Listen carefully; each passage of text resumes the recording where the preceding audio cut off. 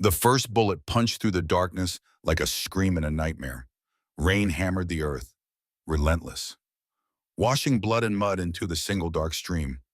Lightning flickered, freezing the chaos into snapshots of violence, shadowed men wielding iron bars.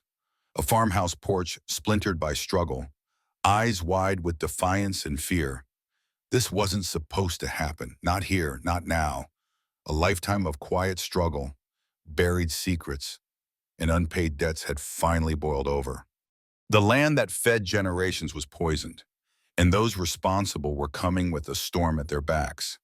Tonight, the line between fight or surrender blurred in the downpour. Tonight, there was no turning away from the battle that would define them all. Wade Harrison pushed the straw hat back on his head and wiped a sheen of sweat from his brow, squinting at the sky that looked ready to burst with rain at any moment. His family's farm, nestled in the wide, windswept plains of western Nebraska, had been in his blood for generations. He could trace his lineage all the way back to his great-grandfather, who had broken the raw land with a steel plow and a heart full of hope. These days, hope felt as scarce as water in the parched soil. The bank had called him that morning again, reminding him of overdue payments. He felt each notice like a jab to the gut, a reminder that he was living on borrowed time. Yet, even with the burden of debt, Wade hadn't been able to abandon the land. The house, gray and sagging on its old foundation, held the memories of his father teaching him how to drive a tractor, of his mother laughing while baking bread in the worn-out kitchen, of summer evenings when the porch was full of musk and fireflies. Sometimes the weight of that history was what kept him here. Other times it nearly crushed him. He inhaled the pungent scent of diesel and dust as he tinkered with the old irrigation pump that had been giving him trouble for weeks. Rain clouds were a welcome sight. He needed the moisture on his fields, but they also threatened to turn his dirt driveway into mud, which would complicate any last-minute hardware store runs he might need. He'd been on edge the entire day, waiting for the weather to either break or burst. The friction of metal against metal echoed each time he turned his wrench, another piece in the endless puzzle of farm maintenance. He half wondered if it was even worth it to keep patching everything up. A brand new system would save him hours, but that cost was out of reach with the current mortgage situation. As he stood, wiping the grime from his hands, he heard an engine whining in the distance, its revolutions erratic and desperate. He froze, listening harder. People didn't just wander this far off the highway unless they meant to be here or unless they were running from something. The noise got louder, jarring, until he spotted a beat-up blue pickup barreling down the dirt road toward his property. Its tailpipe coughed black smoke, and it bounced wildly over the ruts. Fishtailing briefly, Wade felt a jolt of adrenaline, unsure if he should wave the driver down or run for cover. Times were tough, and desperation made people do strange things. Suddenly, the pickup veered, clipped the corner of his split-rail fence, and ground to a halt near the barn with the metallic shriek. Wade dropped his wrench and jogged toward the cloud of dust. One hand hovered near his back pocket, where he kept a small revolver, just in case.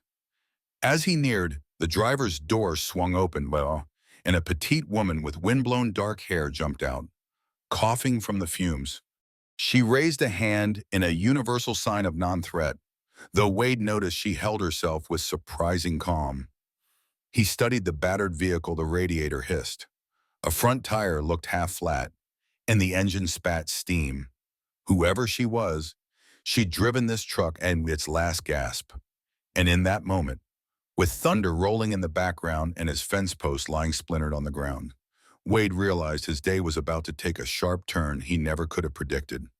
"Easy there," Wade called, trying to keep his voice steady as he approached. The woman stared at him with piercing gray eyes, her clothes caked in dust and stained with what looked like engine oil.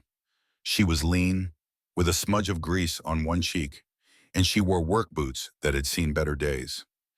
Instinct told him she was no ordinary traveler, but he couldn't quite put his finger on why. She coughed once more, then cleared her throat. "Truck's acting up." "I swear it was fine this morning," she said, planting her hands on her hips with an air of exasperation. Her accent was faintly Midwestern, but polished like someone who'd been educated in big cities. Not open farmland. Could I trouble you for some help? Wade glanced back at the broken fence post. You sure can, he said wryly, though I might need some help fixing that fence. Too, he didn't mention the revolver pressed against his lower back, hidden beneath his sweat-stained t-shirt. No sense in flashing it if this was just a random breakdown. He edged closer to the hood, which was emitting a steady hiss of steam, then gestured for her to pop it. She did, and a fresh burst of hot vapor escaped, making them both step back. I'm Wade, he said, offering a small nod by way of introduction. She lifted the edge of her t-shirt to wipe her brow, revealing well-defined abs and a fleeting glimpse of a dark bruise on her rib cage. Cass, she said, quickly lowering the shirt. Cassandra Lyons, actually. But Cass is fine. Wade noted the bruise but didn't ask. Everyone carried secrets, especially out here where folks sometimes disappeared off the radar. He took a deep breath, then peered inside the engine compartment. It wasn't good. The radiator was cracked, and some hoses looked like they'd been patched more than once. You've got coolant leaking everywhere, Wade observed, and that belt's on its last thread. Cass sighed, running a hand through her hair. Figures. She glanced at the darkening clouds overhead, then back at Wade. Look, I know this is a lot to ask, but is there somewhere I could stay while I figure out how to fix or tow this hunk of junk? Her voice wavered slightly, as if she hated having to plead for help. Wade thought about it. He wasn't much for taking in strangers, especially those who arrived in a cloud of dust and broken fence posts. But the storm was brewing, and the sky already crackled with distant lightning. Where else would she go? The nearest town was 15 miles down the highway, and he doubted her truck would make it even half that distance. He took a cautious step away from the engine. I've got a spare room, he said finally. It's not much, but it's got a roof that doesn't leak. Usually, Cass looked relieved, but also guarded, as if she expected him to press her on details. Instead, he just motioned toward the barn. We can push your truck in there, keep it out of the rain. Then see what we can do about making it run, at least well enough to reach a mechanic. Thunder rumbled again, closer this time, and the wind picked up a notch. Cass nodded, pulling her keys from the ignition. Together, they began shoving the vehicle into the barn, every muscle in Wade's arms burning. The whole time, he couldn't shake the feeling that something deeper was at play. Her posture, her bruises, and the haunted look in her eyes told him that Cass was more than just a passerby down on her luck. They barely managed to drag the truck inside before the rain crashed down in sheets, drumming against the barn's old tin roof. That was close, Wade muttered, brushing damp straw from his jeans. He shot a glance at Cass, who was leaning against a rusted tractor, trying to catch her breath. She looked exhausted, though she was making an effort not to show it. He noticed her biting her lower lip in thought, as if debating how much to reveal. Then she turned to him with an apologetic smile. I'm sorry about the fence, she said, flicking her gaze toward the barn door where splinters of wood lay outside. I'll fix it, or pay for it, whichever you prefer. Her voice had an undercurrent of determination, like she had no intention of accepting charity. Wade shrugged, trying to keep things light. We'll worry about that after we figure out if this contraption can be salvaged. Right now, then, I think we should let the engine cool down, unless you want third-degree burns. He reached for a toolbox perched on a nearby shelf, rummaging through wrenches and screwdrivers. Might as well head inside. The storm doesn't look like it's letting up anytime soon. Cass nodded, wiping more grease from her skin with a rag Wade handed her. She peeled off her jacket to reveal a plain gray tank top beneath, exposing the bruise on her ribs again. This time Wade couldn't ignore it. He didn't want to pry, but the mark looked ugly purple and blue, as if she'd taken a hard hit not too long ago. Still, she made no move to explain, so he let the question pass. If she wanted to tell him, she would. The house looked even more weather-beaten in the dim afternoon light. Wooden steps sagged under their combined weight, and the screen door squeaked loudly as Wade pushed it open. Inside, the kitchen was small but functional, dominated by a worn-out table that had once been the center of family gatherings. Now it served as a repository for bills, letters, and the occasional half-eaten meal. "Make yourself at home," he said, waving a hand. "I'll see what I can rustle up for dinner." Cass slid onto a chair, her eyes flicking to the stacks of past-due notices on the table. She didn't comment, but Wade felt a jolt of embarrassment all the same. He scooped the letters into a messy pile and set them aside. "So, Cassandra Lyons," he said casually, opening the fridge to check his meager supplies. "Where are you heading?" She cleared her throat. "I'm en route to Colorado. I have some private business there. Thought I could drive cross-country, get a feel for the land." Her explanation was vague, but Wade decided not to press. He found a couple of eggs, half a loaf of bread, and some leftover chicken. It wasn't fancy, but it would fill them up. As he lit the gas stove, lightning flashed outside, illuminating the kitchen in a stark, white glow. Thunder followed almost immediately, shaking the windows. Cass stiffened at the noise. Her posture coiled like a spring. Wade pretended not to notice, focusing instead on cracking eggs into a frying pan. The sizzling sound offered a momentary distraction from the thick tension that seemed to hover in the air. He couldn't shake the sense that Cass was running from something bigger than just a broken truck. And deep down, he had a bad feeling that whatever she was fleeing might find its way to his doorstep sooner rather than later. Dinner turned out simpler than expected, a quick scramble of eggs and shredded chicken on toasted bread. Cass ate with surprising gusto, as if she hadn't had a decent meal in days. Wade observed her across the table, noticing how her gaze darted to every window whenever the thunder rolled. She tried to mask it, but the tension showed in the tightness around her mouth. He wondered if her fear was tied to the storm or to something far more human. The storm raged outside, wind howling against the shutters. The overhead light flickered once or twice, threatening to plunge them into darkness. Wade decided to break the uneasy silence. "So I couldn't help but notice you've got a knack for mechanics," he said, nodding toward her grease-stained hands. "Most people out here wouldn't know how to patch a radiator hose with duct tape as fast as you did." Cass gave a short laugh. "I studied engineering in college," she admitted. "Worked on everything from circuits to engines. I guess it's a skill you don't lose once you pick it up." She paused, choosing her words carefully. "I was doing consulting work with large companies, focusing on environmental impact. That's part of why I'm on the road. I was checking on, different sites. Environmental impact." "Huh," Wade said, chewing thoughtfully. "We sure could use someone like you around here. Half the irrigation ditches in this county are older than my granddad's tractor, and that thing's practically from the Stone Age."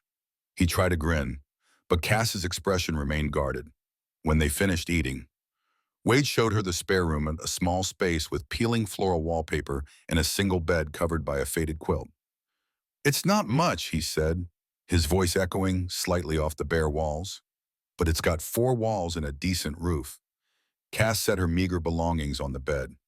"I appreciate it," she murmured. "I'll pay you back for the hospitality, I promise." Wade shook his head. "Let's just get your truck up and running first. Then we can talk about fences and money. Storm should pass by morning, and I'll see if I've got any spare parts that can help." He lingered in the doorway, glancing at the bruise on her ribs again. She caught his look and folded her arms, half embarrassed and half defensive. For a moment, neither spoke. Then Wade cleared his throat. "I'll be in the living room if you need anything," he said quietly. "Bathroom's right across the hall." She nodded, her shoulders visibly relaxing as he walked away. That night, while lightning still danced through the sky, Wade lay awake on his sagging couch. He stared at the flickering shadows on the ceiling, courtesy of the old lamp that threatened to die with each power surge. Questions swirled in his mind. Who exactly was Cassandra Lyons? Why did she flinch at every thunderclap as if it were a gunshot? And what kind of trouble had driven her onto his land in such a desperate condition? Rain pummeled the roof, and somewhere beyond the walls, the farmland soaked up every drop. It would be good for the fields, but Wade couldn't help wondering if this storm was just the beginning of something much bigger, something that had arrived on his doorstep along with that battered pickup truck. Morning arrived with a bright sun that glistened across puddles and made the wet fields shimmer like polished mirrors. The power had stayed on through the night, a small blessing. Wade woke stiff from sleeping on the couch, rubbing the back of his neck as he peered out the window.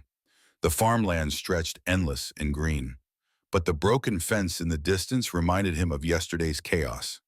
He hoped the day would bring clarity, or at least a workable plan. He knocked gently on the spare room door, calling out a simple morning, before heading to the kitchen to start coffee. Cass emerged soon after, hair still slightly damp from what must have been a quick shower. She wore the same clothes, though they appeared rinsed of mud and grime.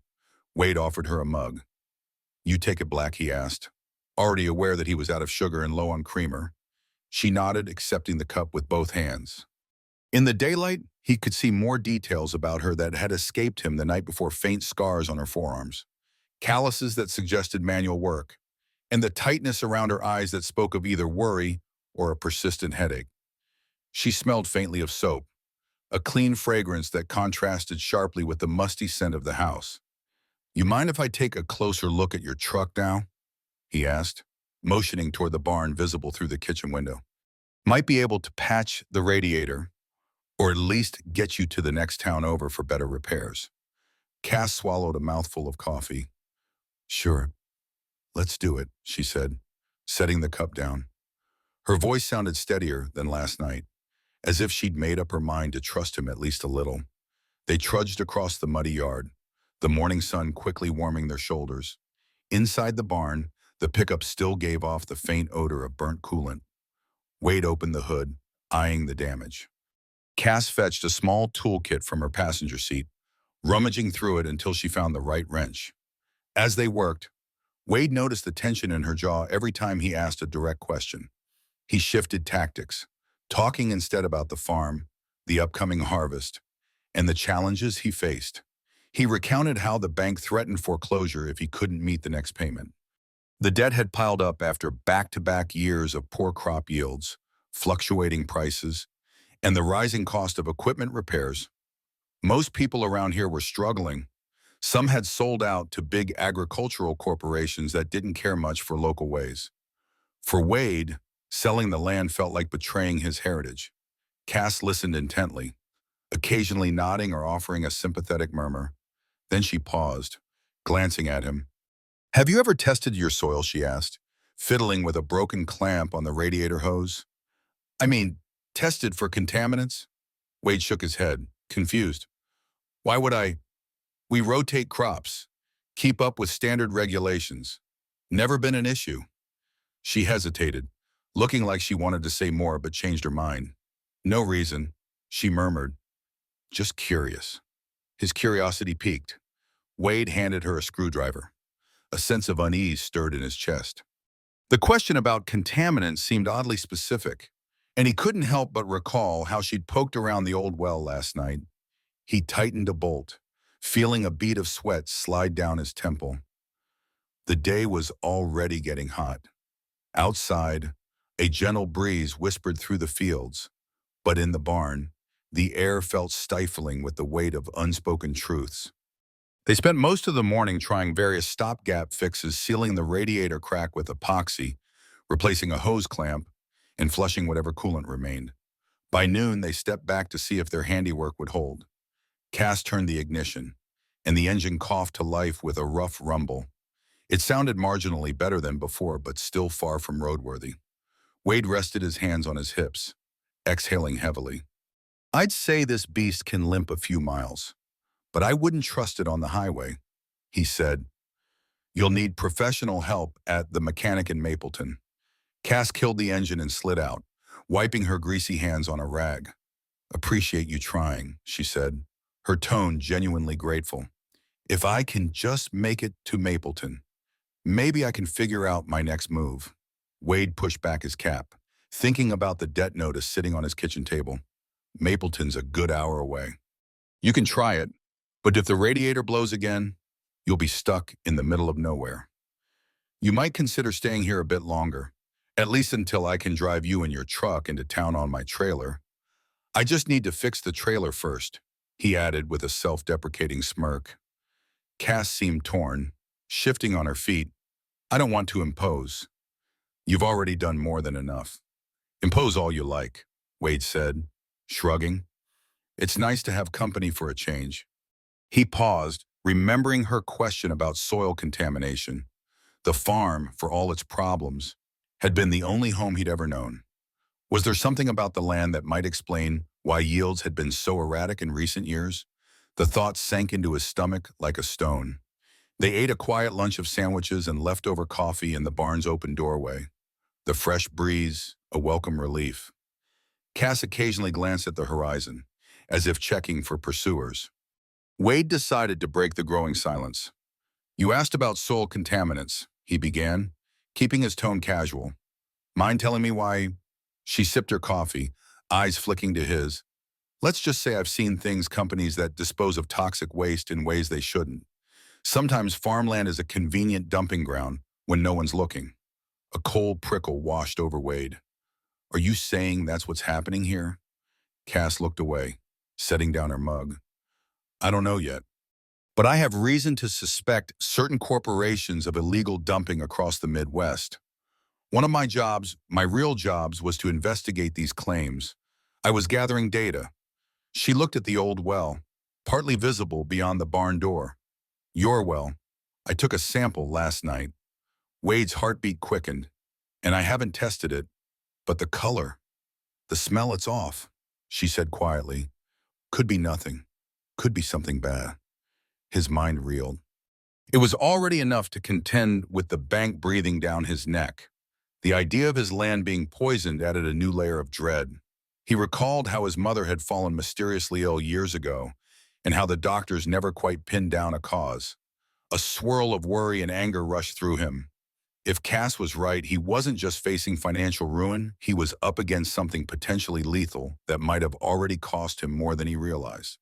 Outside, the wind picked up, rustling the grass in the fields. Wade felt as if it were whispering a warning he couldn't yet decode.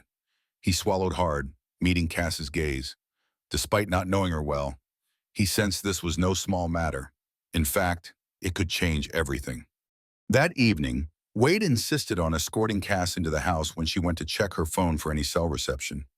The lines were spotty this far from town, but occasionally you could catch a bar or two near the kitchen window.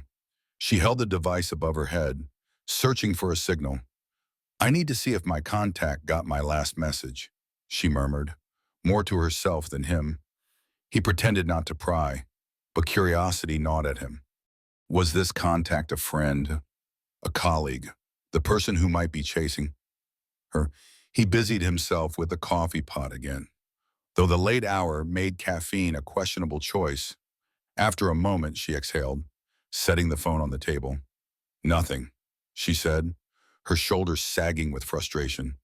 Look, Wade began, adopting a gentler tone. I'm not going to force you to spill your secrets, but I have a right to know if there's a real danger of men in suits showing up and trashing my farm. His voice hardened, thinking of the possibility that someone might come to silence her and, by extension, harm him or his property. Cass took a long moment before responding. I don't have the proof to nail them yet, she said, but I suspect a company called TerraChem has been dumping industrial waste across several states. I used to work for an environmental consulting firm, and we uncovered data that pointed toward them. When I tried to blow the whistle, things got dangerous. Her gaze dropped to the bruise on her someone, though she didn't elaborate on how she got it. Wade's jaw tightened. He'd heard of TerraChem, though mostly in passing he knew they were massive, with investments in agriculture and chemical fertilizers. He also knew corporations had a way of skirting regulations if it meant higher profits. So they're after you because you know too much, he said, reading between the lines. She nodded slowly. I was gathering more evidence, soil and water samples from areas suspected to be contaminated. That's why your land caught my eye. There were rumors about illegal dumping in this region. If it's true, TerraChem would want to hide it permanently. Wade's gut churned. The farm that had been his family's pride for generations might be a secret, toxic playground for a ruthless corporation. You think it's messing with my crops? My family's health? He remembered his mother's slow decline. the medical bills that ate into the farm's finances, and how the doctors had used words like unknown origins and environmental factors. Cass didn't reply immediately. Instead, she reached for her phone again, punching a message that wouldn't send. "I don't want to alarm you," she finally said, "but we need lab tests to confirm. If Terrachem's behind this, you're not just facing foreclosure. You're facing a fight that could get real ugly." A flicker of lightning illuminated the distance, a leftover remnant of yesterday's storm. Wade's mind spun as he ran possibilities, calling local authorities, contacting a lawyer, or maybe just turning Cass away and pretending nothing had happened. But a stubborn sense of morality anchored him. If Terrachem was truly poisoning farmland, walking away wasn't an option. Not for him, not for his family's legacy. He turned to Cass with a somber resolve. "Guess we better find a lab that can do these tests, 'cause I'm not selling this land without answers."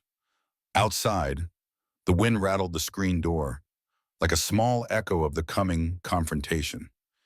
And in that moment, Wade realized he was stepping onto a path that could change his life forever, potentially for the worse.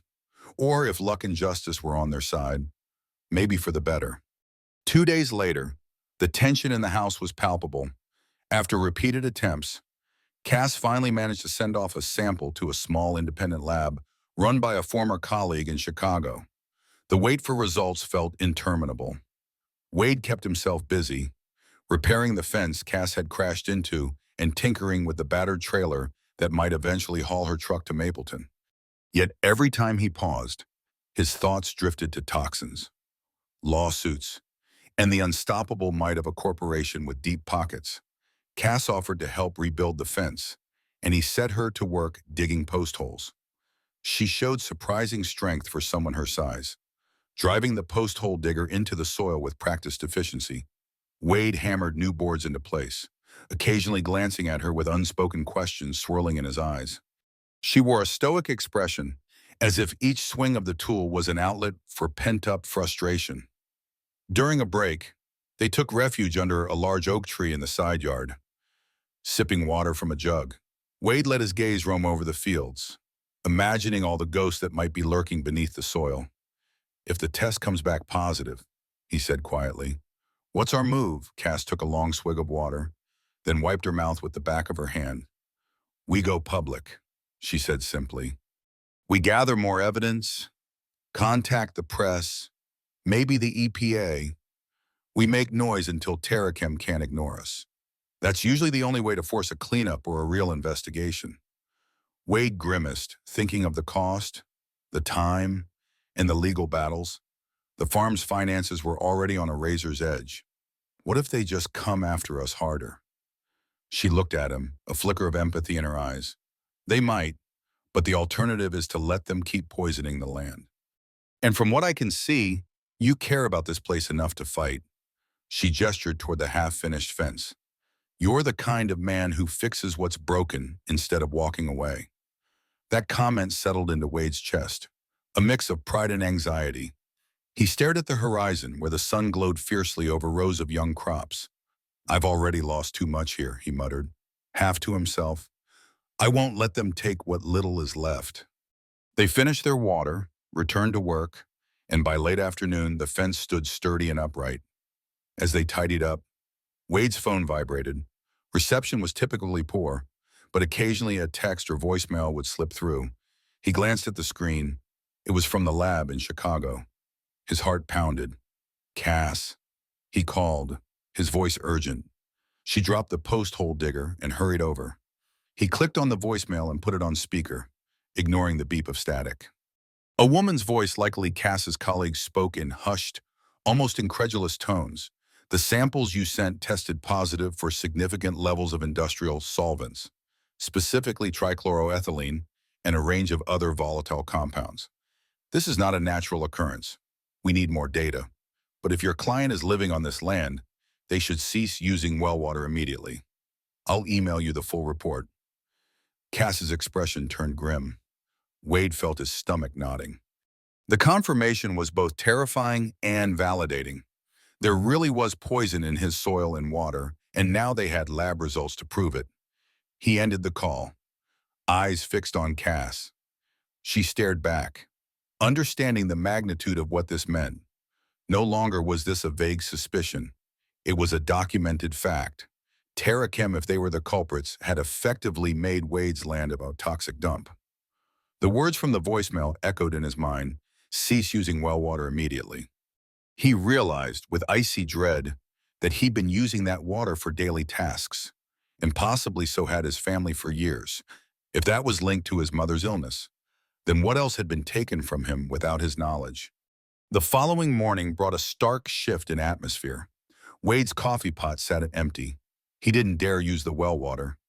He had to rely on the meager stock of bottled water and what little he collected from the old rain barrel. Cass was up early, scanning the emailed report on her phone. Frustration etched into every line of her face. "These concentrations are high," she muttered, "way above any legal limit." Wade paced the living room, heart pounding as he alternated between anger and helplessness. So what now? We go to the authorities, hire a lawyer. I don't have the money for a big legal fight. Cass, the bank's already on my case. She set her phone aside. Let me reach out to a journalist I know, someone who's covered environmental scandals before. If we can get public attention, Tara Kim might be forced to respond. We'll be safer if the story goes wide. He paused mid-stride, an unsettling thought crossing his mind. What if Tara Kim finds out we've got proof they already roughed you up once? Right? He glanced at the bruise on her ribs, which had faded to a greenish yellow, but remained a constant reminder that these people could be violent. Cass swallowed. They're not exactly known for subtlety, she admitted. But if the story breaks big, hurting us will only bring them more scrutiny. Our best protection is exposure. His phone chimed again, startling them both. This time, it wasn't the lab. It was an unknown number. Wade's skin prickled with a sense of foreboding. Without thinking, he answered. Silence greeted him at first. Then a low male voice crackled through. "Mr. Harrison," it said, drawing out each syllable as if tasting them. "I hear you've been poking around in matters that aren't your concern. We'd like to offer a solution that could work for everyone." Wade clenched his jaw, meeting Cass's alarmed gaze. "Who is this?" he demanded, though he suspected the answer. The man on the other end let out a cold chuckle. "Let's just say we represent parties who can buy your farm at a generous price, enough to clear your debts. You can walk away. Mr. Harrison, start fresh somewhere else. Doesn't that sound better than a legal battle you'll lose?" A surge of rage lit Wade's veins. "I'm not selling," he hissed. "Certainly not to people who poison my land." The voice took on a more menacing tone. "Think carefully, friend. You have a lot to lose. We'll be in touch." The line went dead before Wade could respond. Cass exhaled shakily. "They move fast," she whispered. "We must have tripped some radar when we sent the samples out." Wade slumped onto the couch, fists clenched. The offer dangled in front of him like a twisted carrot, a way to erase his crushing debt at the cost of his family's legacy and turning a blind eye to the contamination. But the thought of letting the people responsible for his mother's sickness and God knows what else win so easily twisted his stomach in knots. "We go public," he declared, voice trembling with resolve. "We do it now before they can pressure us anymore." Cass nodded, retrieving her phone to draft an email to her journalist contact.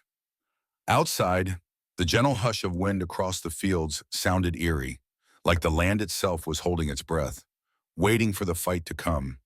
Cass's journalist contact, a woman named Pilar Morales, wasted no time. Within 24 hours, Pilar was on her way from Denver, driving across state lines to see the evidence firsthand. This rapid response added a sense of urgency, and Wade spent the morning double-checking the remaining well water, the soil sample sites, and the battered fence line where Cass's truck had first appeared. He felt a swirl of anticipation and dread, wondering if Tara Kim's thugs might show up uninvited. Cass paced the kitchen, eyes glued to her phone. "Pilar says she's about 3 hours out," she reported, tapping out a flurry of texts. "She wants to do an interview on site, take pictures, maybe shoot some video." Wade nodded, sipping bottled water that tasted stale but was preferable to the contaminated alternative. Fine by me. Let her see the real picture of what we're dealing with. If the local press gets wind, it could help too. Despite their plans, Wade couldn't shake the feeling of being watched. Every time he stepped outside, his gaze drifted toward the long dirt road leading to his property, half expecting to see a black SUV idling there. The morning wore on, and he busied himself checking on the few cows he still kept. Cass tried to help, though she was clearly more at ease sorting data than herding livestock. By noon, a dusty sedan turned onto the dirt driveway, raising a trail of gravel behind it. Pilar Morales stepped out, tall and lean, with a confident stride. She wore jeans and boots, a camera bag slung over one shoulder. Her dark hair was pulled back in a ponytail, and her inquisitive eyes swept across the homestead, taking in every detail. "Wade Harrison," she asked, extending a hand. "Pilar Morales, I appreciate you talking with me." They exchanged brief pleasantries. Then Cass ushered Pilar into the house, where stacks of lab papers and printed emails from the soil testing facility covered the kitchen table. The journalist's expression shifted from professional curiosity to visible concern. She pulled out a recorder and began a systematic interview, asking Wade about his history on the farm, the odd illnesses in his family, and the financial struggles that made him easy prey for corporate buyouts. "And you say Terrachem is behind this?" Pilar said, tapping her pen on a notepad. "Do you have any direct proof linking them to the contamination?" Cass stepped in. "We have circumstantial evidence, shipping logs, aerial maps, and now these test results that align with known Terrachem byproducts. It's strong, but we need more to tie them conclusively." Pilar nodded, scribbling notes. "The lab results are definitely incriminating. The levels of trichloroethylene are off the charts. I'll cross-reference them with public records of Terrachem's disposal sites. If they match up with these chemicals, that's a solid lead." A sudden barking of dogs made them all look up. Wade's hounds, usually quiet, were snarling outside, heart pounding. He rushed to the window. Two dark SUVs had pulled up, men in suits stepping out with an air of intimidation. Wade felt his blood freeze. It was as if Terrachem had picked this exact moment to make their presence known, overshadowing any interview with a blatant show of force. "Stay inside," he said, voice low and urgent. Pilar grabbed her camera, Cass her phone, and together they braced for what could be the confrontation that would shape their destiny. Wade emerged onto the porch, forcing himself to keep his posture relaxed even though his nerves were stretched taut. The two SUVs sat in his yard like massive, predatory beasts. Four men, all in crisp dark suits despite the midday heat, fanned out. One, a tall figure with slicked back hair, walked ahead, his expression carefully neutral. Behind him, the other three looked more like muscle than corporate representatives. "Mr. Harrison," the tall man began, offering a thin-lipped smile. "My name is Anthony Bishop. I'm with Terrachem. We heard there was some confusion about environmental matters on your property." His voice dripped with condescension. Wade's pulse hammered in his ears. "Is that right?" he said slowly. He glanced at Cass and Pilar standing inside the screen door, cameras rolling and recorders blinking. The men from Terrachem took note, eyes narrowing at the sight. Bishop's gaze flicked over to Cass. "Ms. Lyons," he continued. "It's been a while." Cass stood taller, saying nothing. Wade remembered her bruise, the hush-hush references to a violent altercation. The unspoken tension crackled between them, with a cool, practiced air. Bishop turned back to Wade. "I'd like to discuss a purchase offer for your land. Our previous attempt to contact you seems to have been misunderstood. We can make all your problems disappear if you'll just cooperate." He emphasized the last word, shooting a glance at Cass as if to say, "We can fix this or break it further." Pilar, from behind the screen door, cleared her throat. "Are you threatening Mr. Harrison? Because it sure sounds like it." She lifted her camera, snapping a rapid series of shots of Bishop and his entourage. One of Bishop's men stepped forward, face twisted in anger. Bishop raised a hand to hold him back, then offered Pilar a slick grin. "We're offering a solution, nothing more." He turned to Wade. Stepping onto the porch. Name your price. That's all we're here for. Wade clenched his jaw. A swirl of conflicting emotions roiled within him, fear of losing everything, the memory of his mother's long illness, the crippling debt. But the presence of Cass, standing so firmly, reminded him why he couldn't just sign away his life. "I'm not selling," he said, voice hoarse but unwavering. "Not now. Not ever." Bishop let out a small, weary sigh, as if dealing with a defiant child. "You realize what you're up against, Harrison.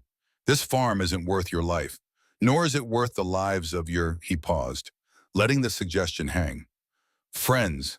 His eyes flicked ominously toward Cass and Pilar. "Did you get that on camera?" Cass asked Pilar, her voice cold. "Because that sounded like a threat to me." One of the suited heavies lunged toward the door, trying to block the camera. Pilar sidestepped, her lens capturing every second. The confrontation escalated in a heartbeat. Bishop barked, "Stand down!" But the man had already grabbed at the camera, jostling Pilar. Wade stepped forward, fists clenched. "Back off," he warned, adrenaline surging. In the tense standoff, for a moment, no one breathed. The tall man from Tarakim glared, adjusting his suit jacket. "This is your last chance. Harrison, we'll be in touch with a final offer. I suggest you consider it carefully." With that, he motioned to his men. They retreated to their SUVs, engines growling to life. Within moments, both vehicles tore out of the yard, kicking up gravel and dust in their wake. Wade exhaled shakily, hands still balled into fists. The dogs barked frantically until the SUVs were out of sight. Pilar lowered her camera, cheeks flushed. Cass's eyes burned with anger and fear. The front porch felt like the aftermath of a tornado calm, but crackling with leftover energy. No one said a word, but each of them understood the fight had just begun. The rest of the day played out in a haze of raw nerves and frantic planning. Pilar huddled with Cass in the living room, downloading the footage and photographs onto multiple devices, fearful that Tarakim might try to hack or confiscate them.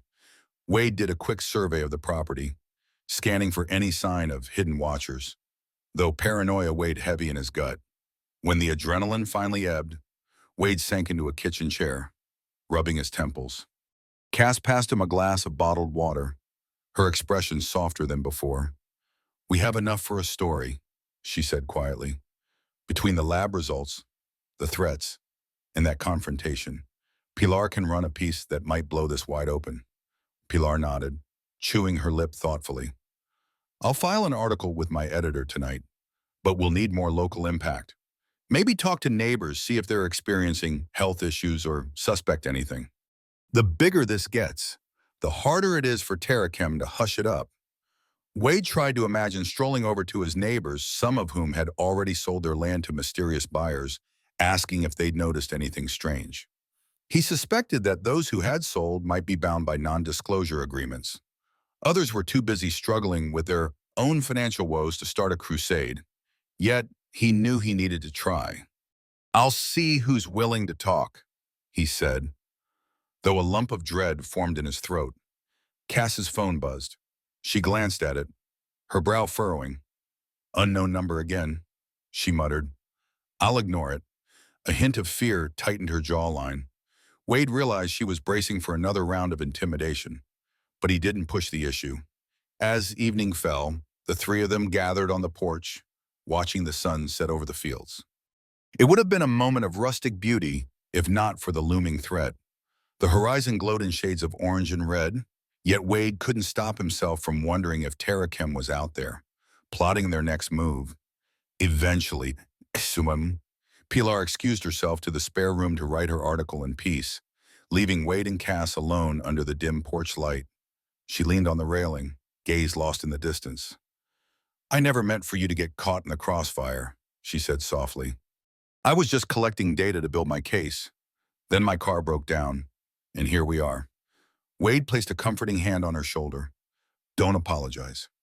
If you hadn't come, I might never have known the truth about what's happening on my land." His voice faltered. "You may have saved lives, including mine." They stood in silence for a while, the quiet night air broken only by the chirp of crickets. A tension thrummed between them, born of shared danger and the strange closeness that conflict can breed. Cass eventually turned to face him, her expression solemn. "I'm not leaving until this is finished," she said, eyes shining with determination. "Terrakim won't stop unless we force them to." Wade nodded, feeling a sudden surge of gratitude for this woman who had shown up in his life as abruptly as a summer storm. He squeezed her hand briefly, a silent promise to see this through.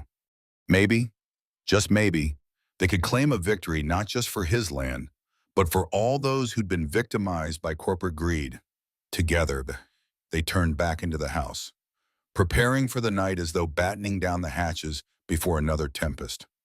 Over the next 2 days, Wade and Cass traveled up and down the dusty roads leading away from the farm, trying to speak with neighbors who hadn't yet sold out to Terrachem or any of its shell companies. The responses were a mixed bag of fear, curiosity, and resignation. Some folks slammed their doors outright, accusing them of stirring up trouble. A few displayed watery eyes and chronic coughs, hinting at possible health issues they couldn't afford to diagnose. One elderly couple invited them in for tea and tearfully shared how their daughter had developed inexplicable symptoms. The banks had pressured them to sell, yet they held on, too proud or stubborn to let go. Pilar tagged along, documenting every conversation. She jotted down notes about livestock miscarriages, dying foliage near water sources, and the vague sense of something off in the air. By night, she typed feverishly, turning raw anecdotes into a compelling narrative that she sent off to her editor. The story was gaining traction online, a small snowball rolling downhill, gathering momentum. Yet the bigger it got, the higher the stakes became. One late afternoon, as they rumbled along in Wade's old pickup, Cass asked him to stop near a dried-up stream bed that cut through a neighbor's pasture. She hopped out, kneeling to examine the cracked soil. "It's not normal for a stream to go completely bone dry this time of year," she observed. Wade followed, noticing a chemical odor that made his nostrils flare. He felt a pit form in his stomach. Even if the water had receded, the residue might remain a toxic cocktail left behind by clandestine dumping. Then, Pilar's phone pinged. She checked it and let out a soft gasp. "They're publishing the first article tonight," she announced, eyes wide. Headline: Small Town Farm Accuses Terrachem of Toxic Dumping. It'll go live on the paper's website in a couple of hours. Print edition tomorrow. The gravity of that statement hit Wade like a punch to the gut. This was it, the moment he took a stand in the public eye. He dreamed of saving his farm, but never imagined stepping into the spotlight as an activist, let alone an accidental whistleblower. Cass offered a reassuring nod as if sensing his turmoil. "It's what we have to do," she said quietly. They arrived back at the farm around dusk. Wade parked by the barn. Noticing how ominous the horizon looked, thunderheads massing for another storm, he ushered everyone inside to share a quick meal, though tension made the food taste bland. Afterward, Pilar set up her laptop in the living room, eager to watch the article go live and monitor social media reaction. Cass paced behind her, arms folded. Wade drifted to the window, watching as bolts of lightning flickered in the distance. He felt his pulse accelerate with every flash. It seemed the world was bracing for a reckoning, both meteorological and corporate. "Finally, wow," Pilar announced. "It's up," she spun the laptop around, revealing bold black text under an equally bold headline. Photos from the farm, including the well, the test results, and those men in suits accompanied the piece. A subdued cheer went up among the three of them. Though no one was truly jubilant, this was only the first salvo. The real battle was about to begin. Outside, the wind picked up, rattling the shutters like a harbinger of what lay ahead. If Terrachem's next move was as aggressive as Wade feared, they'd need more than an article to protect themselves from the storm on the horizon. Night fell hard, and with it came the storm. Sheets of rain hammered the roof. Thunder boomed so loudly that the windows rattled, and lightning painted the sky in harsh strobes. The three of them huddled in the living room, half focused on the news updates trickling in through Pilar's phone. The article was already generating heated debates online, with some praising Wade's bravery and others dismissing it as fake news or a conspiracy theory. Even so, the piece was trending regionally, and a couple of local stations had contacted Pilar for interviews. Around 10 o'clock, the power flickered once, then twice. Great, Wade muttered, remembering how precarious rural power lines could be in a storm. His remark proved prescient moments later. The lights cut out entirely, plunging the house into darkness. "Everyone, stay put," he said, fumbling for the flashlight on the mantel. Rain pounded the windows like an angry fist, and a sudden gust of wind slammed the screen door against the side of the house. Cass retrieved her phone, using its dim glow to navigate. Pilar's laptop battery was nearly drained, which meant they'd lose their best link to the outside world if the power didn't come back soon. Tension coiled in Wade's chest. He couldn't shake a sense of dread that this storm carried more than just rain and lightning. As if on cue, the dogs began barking, a frantic chorus that cut through the howling wind. "Sounds like they're near the barn," Wade muttered. The hair on the back of his neck stood up. The dogs didn't usually spook unless there was a real threat: coyotes, a stray wolf, or worse. Cass joined him at the window, peering into the swirling darkness. Brief flashes of lightning revealed shapes moving near the barn. 3 or 4, maybe 5 silhouettes. Wade's stomach lurched. He grabbed his hunting rifle from where it leaned in the corner. "You two stay inside," he said firmly. But Cass bristled. "Not a chance. I'm coming with you. This is about me, too." Pilar, for her part, pulled out her camera, half whispering that she'd film what she could. They stepped onto the porch, battered by wind and rain. Thunder roared overhead, and in the fleeting brilliance of lightning, Wade glimpsed men in black rain slickers pushing open the barn doors. One dog lunged, teeth bared, and was kicked away with a vicious snap. Wade's blood boiled. "Hey," he shouted, racking the rifle. "Get off my property!" A flash of lightning revealed the men turning toward him, their faces shadowed. One raised what looked like a crowbar or pipe, another jerked his head, and they fanned out. Cass clicked on a heavy-duty flashlight, casting a stark beam across the muddy yard. The storm was deafening, but above the roar of wind, Wade could hear his own heartbeat pounding in his ears. The men advanced, slow but purposeful. Adrenaline surged. He fired a warning shot into the air. The muzzle flash lit the rain-soaked yard. "I said, get back," he roared. For a moment, no one moved. Then, with a burst of determination, the intruders rushed forward, weapons raised. Pillar screamed something that got lost in the cacophony. Wade braced himself, about to chamber another round. Cass positioned herself at his side, brandishing a metal wrench like a makeshift club. This was the fight they dreaded: Tarakim, or their hired thugs, come to silence the whistleblowers by any means necessary. What followed felt like a slow-motion nightmare. Rain pelted them so hard it was difficult to see or breathe. Lightning strobed the yard, creating a jarring, flickering tableau of violence. One of the intruders lunged at Wade, swinging a metal bar. Wade managed to sidestep, the bar grazing his shoulder. With a strangled cry, he staggered but stayed upright, raising the rifle again. He couldn't get a clean shot, not without risking Cass or the dogs. Cass darted forward, wrench in hand, and delivered a swift blow to the assailant's midsection. He doubled over with a wheeze, dropping the bar into the mud. Another man, taller and broader, slammed into Cass from behind, sending her sprawling. Wade whipped the rifle butt around, cracking it into the taller man's ribs. The man cursed, stumbling back. Meanwhile, Pilar stood on the porch, filming with trembling hands, her camera capturing every explosive clap of thunder, every desperate shout. In the glare of sporadic lightning, the lens documented the corporate thugs waging a midnight assault. One intruder noticed her filming, snarled, and charged toward the porch steps. Pilar cried out, backing away, but the man was fast. He smacked the camera aside, knocking it to the floorboards. She scrambled to retrieve it, but he grabbed her wrist, twisting it painfully. A furious bark cut through the darkness, and one of Wade's dogs leaped at the attacker, teeth sinking into the man's arm. He screamed, releasing Pilar. She rolled away, clutching her bruised wrist.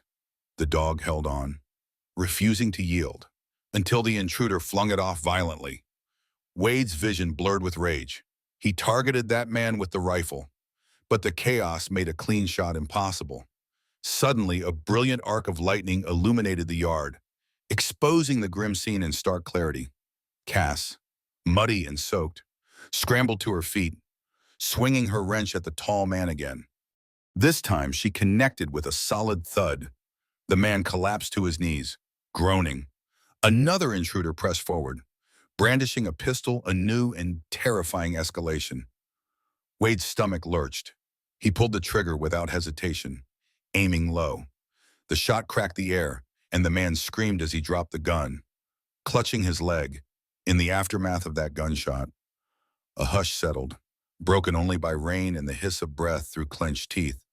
The remaining intruders seemed to reconsider, exchanging frantic looks. One barked an order that was drowned by a thunderclap, and they scrambled to grab their injured comrades. Within seconds, they were retreating, limping toward a black SUV that had crept up the driveway with its headlights off. The vehicle's engine roared, and the men piled in, leaving the barn doors ajar and the ground littered with footprints, a dropped crowbar, and spatters of blood.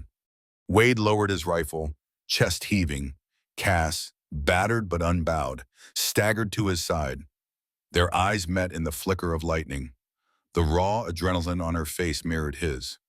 Pilar, still on the porch, clutched her camera, tears mingling with the rain that streamed down her cheeks. The SUV reversed away, taillights disappearing into the tempest. The dogs barked at the emptiness left behind, as if cursing the cowards who had fled. In that moment, Wade knew everything had changed. Tarakem had escalated this fight to brutal violence. There was no going back. As the rain eased to a lingering drizzle, he felt Cass's hand on his arm steadying him, or maybe steadying herself. The storm had broken, but the real battle was only intensifying. They would take these wounds physical, emotional, and turn them into fuel for the farm, for justice, for a future that refused to be stolen. Wordlessly, they guided each other inside, leaving muddy footprints on the porch. The battered camera still recorded, capturing the final image of a tattered farm standing defiantly in the face of greed and cruelty. None of them could predict the full fallout of that night's events, but they knew one thing for certain: they would fight with every ounce of strength they had. Come what may, as the sun crests over the fields, warming the land scarred by struggle, it's clear this farm has endured storms far greater than nature alone could conjure. A legacy preserved, but not without sacrifice. Every fence rebuilt, every bruise healed, every memory carried forward. They each whisper of resilience and the courage to stand when standing seemed impossible. What began as a chance encounter, a truck broken down at the edge of nowhere, turned into something deeper, a fight for truth, a stand against shadows far bigger than one person's troubles. It cost them peace, sleep, maybe even innocence. But from that turmoil, they reclaimed dignity, purpose, and the quiet strength that comes from knowing you have done the right thing, no matter the price. Yet as shadows grow longer and twilight settles gently across the fields, we wonder about the silent battles around us, about stories left untold and sacrifices unseen. Perhaps the greatest bravery lies in those quiet moments when no one is watching, when the choice to fight or surrender rests solely with us. And as the farmhouse fades softly into dusk, you might ask yourself, if the time came, could you find the strength to hold your ground against the storm?